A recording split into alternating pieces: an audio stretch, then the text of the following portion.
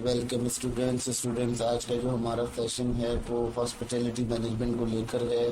Hospitality management के अंदर आज हमारी जो डिस्कशन होगी हॉस्पिटैलिटी एरा के ऊपर। ठीक है, यहाँ हमारा एक न्यू चैप्टर स्टार्ट हो रहा है, एक न्यू यूनिट स्टार्ट हो रहा है। जो यूनिट है food and beverage services in hospitality industry. जैसा कि मैंने आप लोगों को इनिशियली बताया था कि हम जो है वो हॉस्पिटैलिटी को अलग पढ़ते थे और होटल मैनेजमेंट को अलग पढ़ते हैं। फूड एंड बेवरेज सर्विस को मैं पहले आपको होटल मैनेजमेंट के अंदर पढ़ा चुका हूँ, लेकिन अब हम हॉस्पिटैलिटी सिनेरियो से पढ़ेंगे जिसमें हम इसका पास्ट, इसका करंट, इसकी तमाम इवेंट्स को फर्दर हाईलाइट करेंगे। इसमें सबसे पहले हम बात करेंगे इंट्रोडक्शन टू फूड सर्विस, यानी अगर फूड सर्विस की बात की जाए तो उसका जो तारुफ है इस चैप्टर में वो शामिल होगा। इसके अलावा हम करेंगे कि आपका इकोनॉमिक बेनिफिट्स जो हैं उसके बारे में आपको बताएंगे कि फूड सर्विस के इकोनॉमिक बेनिफिट क्या हैं। फिर हम बताएंगे आपको कि हिस्टोरिकल इवेंट्स क्या हुए, किस तरह से ये फूड सर्विस बनी या किस तरह से फूड सर्विस के अंदर लोगों ने एंट्री ली। फिर हम अगले बात करेंगे वेरी नेक्स्ट, तो उसके बाद हम बात करेंगे हॉस्पिटैलिटी फैक्ट्स के ऊपर, यानी हॉस्पिटैलिटी फैक्ट्स क्या हैं। फिर आप क्या करेंगे, हॉस्पिटैलिटी फैक्ट्स ये होते हैं कि जैसे कोई चेंजेस आ गई, कोई अमेंडमेंट आ गई, ये फैक्ट्स कहलाते हैं। ठीक है, इसको भी डिस्कस करेंगे।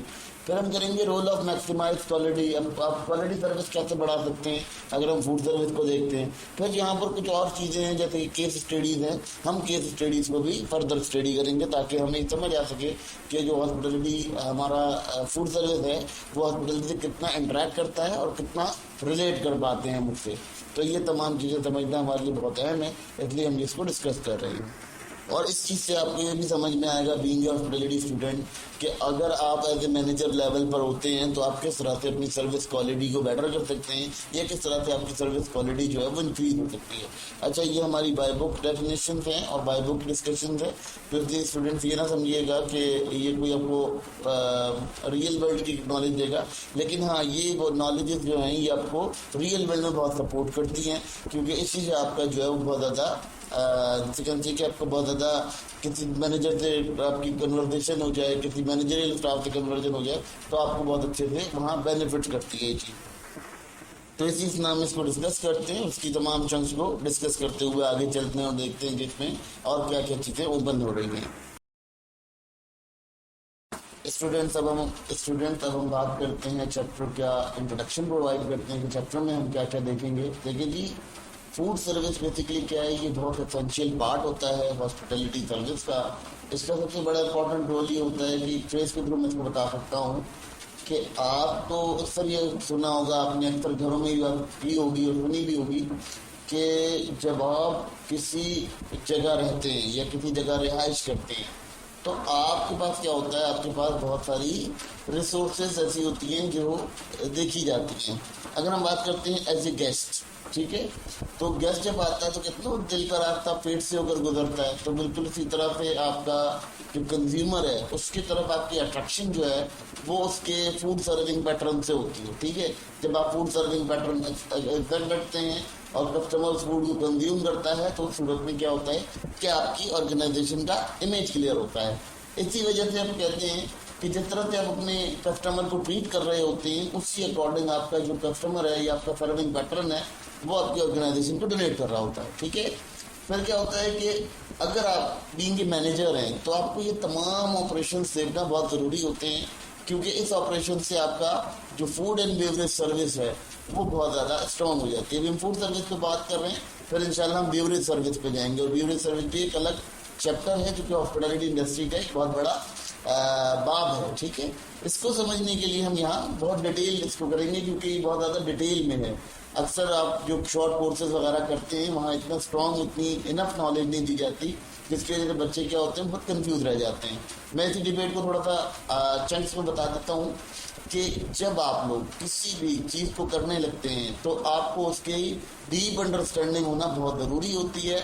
बिल्कुल ऐसे ही जैसे मैंने यहाँ एक मुहावरा लिखा है कि अगर आपने किसी के दिल में उतरना है तो आपको अच्छा ग़िज़ा खिलानी है, अच्छा खाना खिलाना है, तो कस्टमर भी इसी तरह आपसे अट्रैक्ट होता है, इसी तरह अटैच होता है। तो इसीलिए आपको चाहिए कि आप वो तमाम चीज़ें करें जो आपके लिए बहुत ज़्यादा एसेंशियल हों और बहुत ज़्यादा कस्टमर अट्रैक्टिव हों, कस्टमर आपकी तरफ अट्रैक्ट कर सके। तो ये तमाम चीज़ें जो है इस चैप्टर के अंदर स्टडी की जाएंगी और ये बहुत बड़ा एक सिनेरियो बनेगा, जिस सिनेरियो को हम यहाँ देख सकते हैं। देखेंगे हॉस्पिटलिटी स्टूडेंट्स, आपके पास ये तमाम जो चैप्टर है, चैप्टर के अंदर जो चीज़ें हम डिस्कस करेंगे उसको हम फर्दर हाईलाइट करते हैं इन दी नेक्स्ट सेशन। स्टूडेंट, अब हम बात करते हैं इस चैप्टर को थोड़ा डिटेल करते हैं। देखिए, फूड एंड बेवरेज सिस्टम की बात करते हैं या फूड एंड बेवरेज की बात होती है तो उसमें सबसे पहले जो आता है वो होटल का डाइनिंग एरिया आता है। तो डाइनिंग एरिया को क्या कहते हैं? डाइनिंग एरिया को रेस्टोरेंट कहते हैं। तो हम रेस्टोरेंट की थोड़ी सी हिस्ट्री को डिस्कस कर लेते हैं कि ये रेस्टोरेंट है क्या। अगर हम बात करते हैं 17वीं सेंचुरी में एक ऐसा सिस्टम निकला जिसमें लोगों ने डाइनिंग की कंडीशन में गए। ठीक है, डाइनिंग की कंडीशन क्या हुई कि आपके पास लिमिटेड कुजीन होता था और वो लिमिटेड कुजीन सर्विंग एरिया के ऊपर दिया जाता था। सबसे पहले बात करते हैं कि रेस्टोरेंट है क्या। रेस्टोरेंट जो है वो एक वर्ड है जो कि रेस्टोर से निकला है। रेस्टोर का मतलब होता है, फ्रेंच वर्ड है ये रेस्टोर। इसका मतलब ये होता है कि आपके अंदर एनर्जी आती है, यानी आपके अंदर ताकत आती है। अच्छा, बाद में क्या हुआ कि ये टर्म रेस्टोरेंट बन गई क्योंकि उसको एक प्रोनाउंसिएशन देनी थी। प्रॉपर प्रोनाउंसिएशन के लिए जो है उसको चेंज कर दिया, रेस्टोरेंट बना दिया। अच्छा, शुरू के पीरियड में ये क्या करता था, ये सिर्फ सर्व करता था सूप और ब्रेड। ठीक है, यानी आप इसमें सूप और ब्रेड को सर्व किया करते थे। पब्लिक प्लेसेस के अंदर बनाया जाता था, जैसे पार्क होते हैं, गार्डन्स होते हैं, ये वहां पर मौजूद होता था। और इसमें क्या होता था, इसमें आपको सिर्फ सूप सर्व किया जाता था और ब्रेड सर्व की जाती थी। ठीक है, फिर बाद में क्या हुआ, इसको मजीद अमेंड किया गया। इसके अंदर जो है बहुत ज़्यादा इसके ऑपरेशंस बनाए गए, इसके सेक्टर्स क्रिएट किए गए। लेकिन जो रेस्टोरेंट था वो रेस्टोर से निकला। रेस्टोर था फ्रेंच वर्ड। ठीक है, और फ्रेंच वर्ड क्या था कि ये इनिशियली जब इसको पब्लिश किया गया, या कहना चाहिए जैसे इसको जब बनाया गया, तो ये पब्लिक पार्क्स के पास, पब्लिक गार्डन्स के पास बनाया गया था। और उसमें ये था कि ये सूप प्रोवाइड करता था ब्रेड के साथ। इनिशियल फंक्शन का ये था।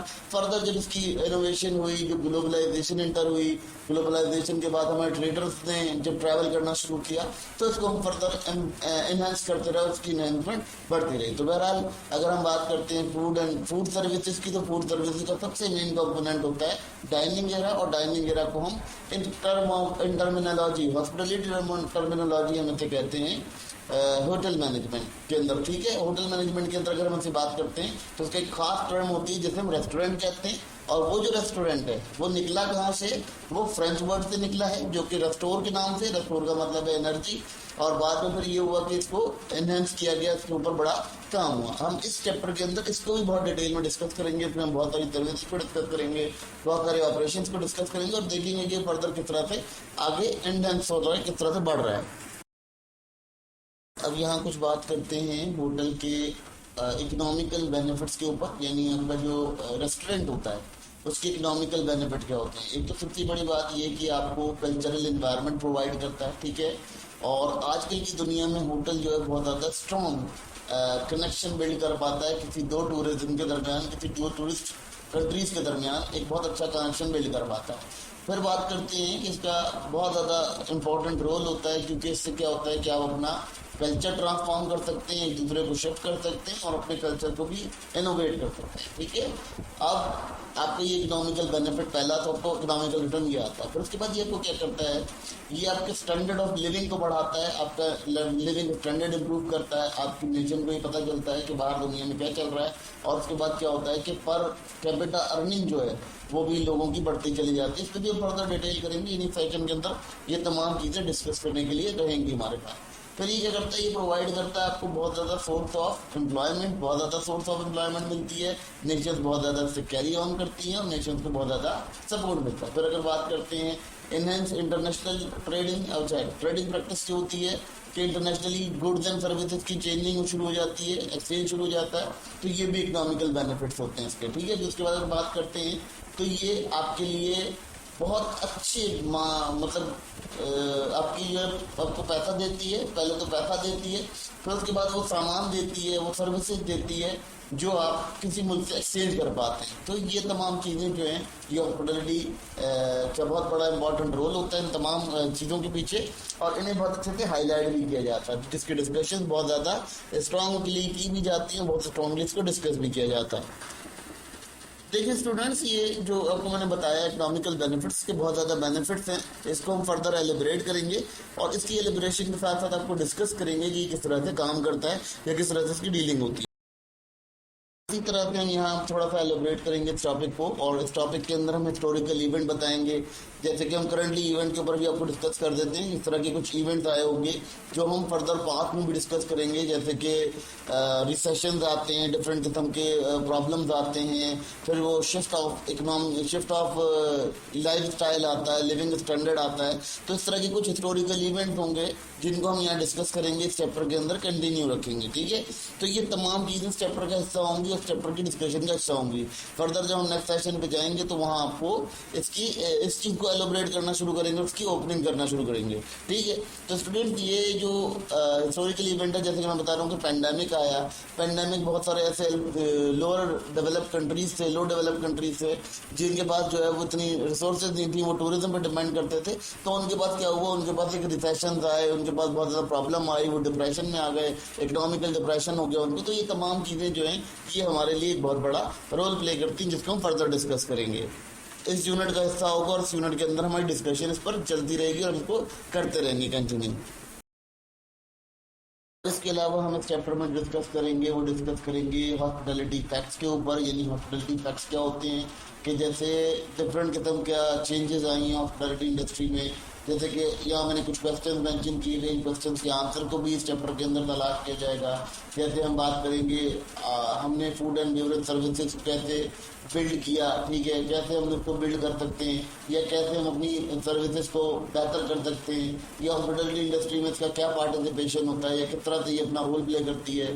फिर उसके बाद हम बता सकते हैं कि क्या कनेक्शन बिल्ड हो सकते हैं हमारे हॉस्पिटैलिटी इंडस्ट्री में और रेस्टोरेंट सर्विस के अंदर, हम किस तरह से कनेक्शन बिल्ड कर सकते हैं, ठीक है। फिर हम बात करते हैं कि हम जब वैरायटी ऑफ फूड इंटर हुई मार्केट के अंदर, तो बहुत सारे जो है वो वैरायटी ऑफ फूड इंटर होने की वजह से क्या हुआ कि ये फील्ड बढ़ती चली गई, खुलती चली गई। तो हम इसको भी मजीद ओपन करेंगे और खोलेंगे, यानी इसमें क्या इनोवेशन आए, किस तरह से ये इनोवेट करती रही और फर्दर इसके अंदर क्या इनोवेशन देखने को मिल रही है स्टिल आज तक। फिर बात करेंगे कुछ ऐसे मसाइल हैं जिनकी तशरीह करना बहुत ज़रूरी है। फूड सर्विस ऑर्गेनाइजेशन को मैनेज करने के लिए कुछ मसाइल होते हैं, उनको देखना बहुत ज़रूरी है। इसके लेआउट मैनेज करना बहुत ज़रूरी है, इसके केस स्टडी करना बहुत ज़रूरी है। तो ये तमाम चीज़ें हैं। तो ये केस स्टडी जो लिख रहा हूँ मैं नीचे, ये इन तमाम टॉपिक से रिलेटेड जो है वो केसेस होंगे, जिन केसेस को हम यहाँ डिस्कस करेंगे, डिबेट करेंगे।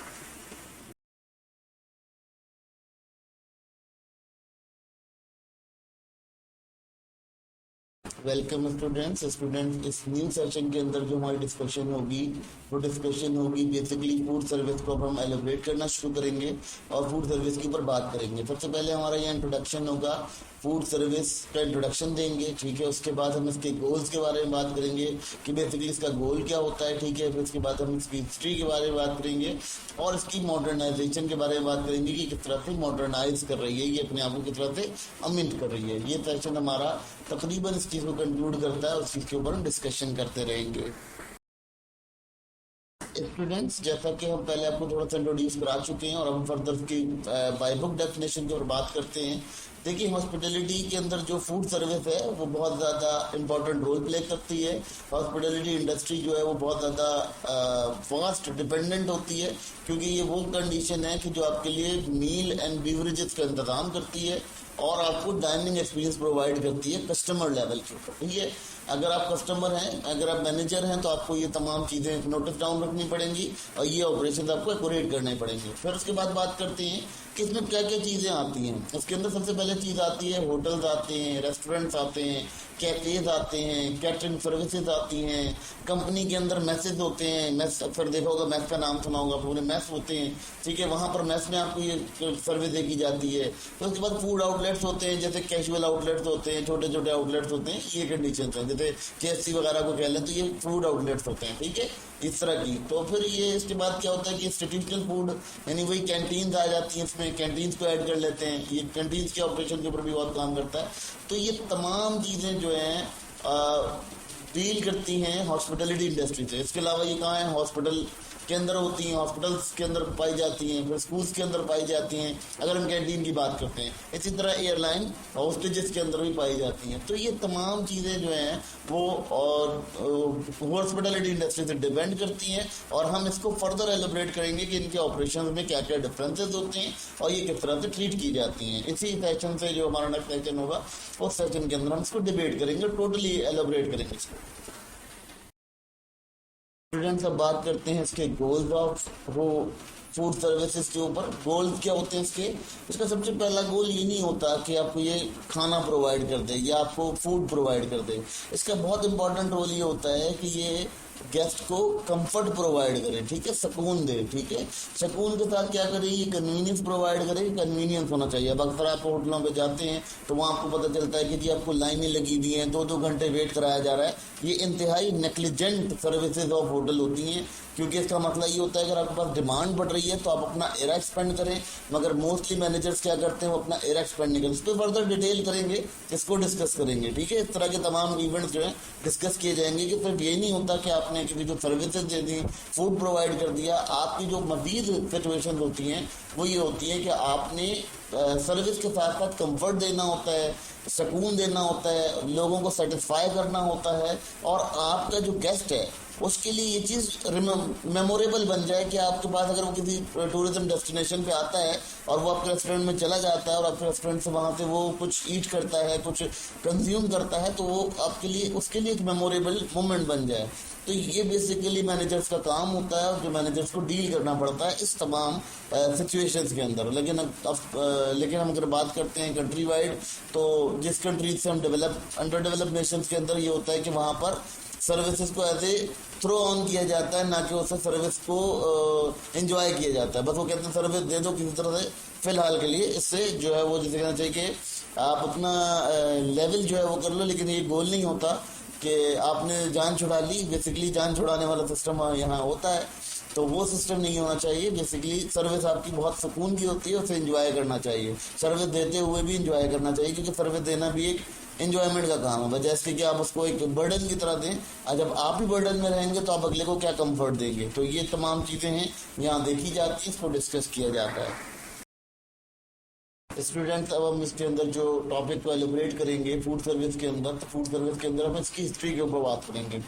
हिस्ट्री के ऊपर इस तरह से बात कर लेते हैं। मैं शॉर्ट फॉर्म में समझा रहा हूँ, लेकिन ये बहुत एलोबरेटेड टॉपिक है, इसको बहुत ज़्यादा एलोबरेट करके हम समझाएंगे, बहुत ज़्यादा क्लियर कंसेप्ट के साथ समझाएंगे, क्योंकि ये बहुत ज़्यादा इंपॉर्टेंट चीज़ है। बीइंग ए मैनेजर आपको ये पता होना चाहिए कि हिस्टोरिकली आप क्या कर रहे हैं और करंटली आप किस ऑर्गेनाइजेशन के अंदर काम कर रहे हैं। देखिए पहले क्या होता था, इंस होते थे, टारवान होते थे, टारवान के बाद इंस हुए, इंस के बाद फर्दर शिफ्ट ऑन आया। तो जो इंस होते हैं, इंस में क्या होता है, वो 1 टाइम या 2 टाइम मील्स ऑफर करते हैं। उनके पास लिमिटेड कोजीन होती है, लिमिटेड कैंटीन होती है, और लिमिटेड कोजीन का मेनू होता है। वहाँ आपको फरमाइश का मेनू नहीं मिलता, बल्कि वो आपको एक लिमिटेड कोजीन देते हैं। तो जब हम इंस की बात करते हैं तो इंस क्या थे, सराय थे। बेसिकली जब ट्रेडर्स आते थे, ताजर आते थे, तो उनको सराय खाने में ठहराया जाता है। फिर लोग कहते हैं ना मुहावरतन कि जी सराय खाना। तो इंस जो होते थे, जो टारवान होते थे वो सराय होते थे, टारवान कहा जाता था उनको। फिर वो टारवान शिफ्ट हुए इंस के अंदर। इंस में ये हो गया कि एक छोटा होटल बन गया, उसके अंदर कोई 80 से 85 कमरे होते हैं इंस के अंदर, ठीक है। तो वो उसको ऑपरेट करते हैं, ठीक है। उसमें क्या होता है, उसमें लिमिटेड कोजीन होता है, आपको ब्रेकफास्ट दिया जाता है, और आपका जो मील है वो ऑफर नहीं किया जाता। कभी कभार सेंटर मील ऑफर नहीं किया जाता, कभी कभार नाइट मील ऑफर नहीं किया जाता। वो आपके ऊपर डिपेंडेंट है कि अगर आप यूज करना चाहते हैं, यूटिलाइज करना चाहते हैं, तो वो आप कर सकते हैं। उसके बाद क्या होता है, लग्जरी होटल की तरफ हमारा मूवमेंट शुरू हुआ। जब ग्लोबल मैंने वही कहा कि ग्लोबली इनोवेशन आई, बहुत ज़्यादा प्रैक्टिकल हुआ। 1940 के अंदर अगर देखा जाता है तो जो लास वेगास था वहाँ पर डेवलपमेंट हुई। सबसे पहले वहाँ पर डेवलपमेंट आई, एयर कंडीशन आए, चीज़ें आई। तो उसकी वजह से क्या हुआ कि वो मजीद इनोवेट होता चला गया, और ऑर्गेनाइजेशन मजीद डेवलप एरा की तरफ चल पड़ी और डेवलपमेंट की तरफ चल पड़ी। तो ये तमाम चीज़ें जो हैं यहाँ डिस्कस की जाएंगी, इसको फर्दर डिस्कस करेंगे, क्योंकि ये बहुत मज़े का टॉपिक है। और बीइंग ए स्टूडेंट आप तमाम को ये पता होना चाहिए, और ये बताते हुए भी ना मुझे कहना चाहिए कि जिससे मुझे टेस्ट आ रहा है इसका, और जब वो डिस्कस करेंगे तो और ही मज़ा उसका कुछ डेवलप होगा और बहुत मज़ा आएगा इसको सीखने का। बात करेंगे कि फूड एंड बेवरेज सर्विसेज के अंदर जो है वो एक्सपेंडेशन आई, मॉडर्नाइजेशन आई। तो वो तमाम जो डिस्कशन है वो भी डिस्कशन के अंदर इंक्लूड करेंगे। सिंपल सी बात समझ लीजिएगा कि मॉडर्नाइजेशन में हमने क्या किया हमने फूड सर्विसेज को हाइजेनिक वे में ले गए, ठीक है, हाइजेनिक उसके अंदर देखना शुरू कर दी। हमने कलनरी आर्ट को एडिशन कर दिया, कलनरी आर्ट मैनेजमेंट डाल दी। उसके अलावा कस्टमर सर्विसेज, डिफरेंट किस्म के सर्विसेज देने लगे। फिर हमने क्या किया कि बहुत सारी स्किल्स जो हैं वो फूड प्रिपरेशन में हमने ऐड कर दी, ठीक है। फिर बहुत सारे टेस्ट ऐड किए, बहुत सारे मसाले, बहुत सारी चीज़ें ऐड हुई। उसके बाद मेनू प्लानिंग का सिस्टम आ गया, हाइजीन का देखा गया, गेस्ट रिलेशन को बहुत पावर दी गई, एम्पावर किया गया। उसकी वजह से क्या हुआ कि हॉस्पिटैलिटी इंडस्ट्री के अंदर इनोवेशन में, तो ये तमाम जो इनोवेशन हैं, इन तमाम इनोवेशन ने क्या किया कि जॉब फोकस बढ़ाया, लोगों की काम बढ़े, लोगों को ये इंडस्ट्री एक्सपेंड होती हुई नजर आई। सब इस इंडस्ट्री के अंदर उनका पार्टिसिपेशन बढ़ना शुरू हो गया। तो ये तमाम चीज़ें जो है वो वक्तन ब वक्तन बढ़ती चली गई। और फिर हम डिबेट करेंगे कि भाई पहले क्या कल्चर था, अब क्या कल्चर है। तो ये तमाम चीज़ें डिस्कस करने का बहुत मज़ा आएगा, क्योंकि स्टूडेंट्स जो है बीइंग स्टूडेंट्स, आप लोगों के पास ये नॉलेज, ये टैक्टिस होना चाहिए कि जब आप बीइंग ऑपरेशनल, आप किसी जगह ऑपरेशन हो और आप ऑपरेशन कर रहे हो किसी ऑर्गेनाइजेशन का, तो आपको ये तमाम चीज़ें देखना बहुत ज़रूरी है, क्योंकि इन्हीं चीज़ों से आपकी जो मार्केटिंग है वो बढ़ती है। असल में हम क्या करते हैं, हम एक ही तरफ करते हैं कि जी मार्केटिंग वालों को पुश करते रहते हैं कि जी मार्केटिंग करके दो, मार्केटिंग करके दो, बाकी हम ऑपरेशन साइड में देखते नहीं। लेकिन होटल मैनेजमेंट के अंदर मज़े की बात है कि आप अगर ऑपरेशंस को अच्छा करते हैं तो आपकी मार्केटिंग ऑटोमेटिक बेटर हो जाती है। और जब आप ऑपरेशन अच्छा नहीं करते हो, जब आप अपनी इन्वेस्टमेंट, अपने कैपिटल को स्ट्रांग नहीं करते हो, तो आपकी जो मार्केटिंग है वो फॉल्स चलती है। और वो चलती तो है लेकिन फिर वो मज़ा नहीं देती कि ऑटोमेटिकली आपका एक रोल बन जाए और आप उस बात लोग आना शुरू हो जाएं। जैसे अब आप एग्जाम्पल के तौर पर देख लें कि बड़ी बड़ी जितने भी आउटलेट्स हैं, जैसे कि मैकडॉनल्ड्स है, KFC, इन्होंने क्या किया, इन्होंने मार्केटिंग थोड़ी की है, इन्होंने अपने ऑपरेशंस को बेटर किया। जब इनका ऑपरेशन बेटर हुआ है तो उसके बाद क्या हुआ है कि इनके लिए रिजल्ट कंडीशन क्लियर हो गई है। वो लोग ऑटोमेटिकली इनकी तरफ मूव करते हैं कि नहीं, KFC का होगा तो बेहतरीन होगा, क्योंकि उसका ऑपरेशन बेटर है। तो ऑपरेशन के ऊपर बहुत ज़्यादा मार्केटिंग चलती है, और जो कस्टमर लॉयल्टी है वो लॉयल्टी इसी चीज़ से ड्रॉ होती है। तो ये बहुत बड़ा इंपॉर्टेंट रोल प्ले करती है। और स्टूडेंट्स, इन तमाम जो चीज़ों को समझने के बाद आपको समझ में आता है कि आपका जो सिस्टम है वो किस तरह से गवर्न कर रहा है या किस तरह से गवर्न कर सकते हैं। इसको फर्दर डिस्कस करते हैं, क्योंकि हमारा नेक्स्ट सेशन इसी से थोड़ा रिलेटेड है, और उसी को हम डिस्कस करेंगे फर्दर नेक्स्ट सेशन के अंदर, क्योंकि मेरा ख्याल है कि बहुत ज़्यादा लॉन्ग हो रहा है, बहुत ज़्यादा लेंदी हो रहा है। तो इसको हम नेक्स्ट सेशन के अंदर मूव करेंगे और नेक्स्ट सेशन के अंदर डिस्कस करेंगे। खैर, ये अभी जो हम डिस्कस कर रहे थे, ये वो चैप्टर का इंट्रोडक्शन था, जिस चैप्टर के ऊपर हम अभी बात करेंगे। इस चैप्टर को एलिब्रेट करेंगे और इसके जो इराद हैं उनको डिस्कस करेंगे, ठीक है। तो ये तमाम चीज़ें इस चैप्टर के अंदर स्टडी की जाएंगी।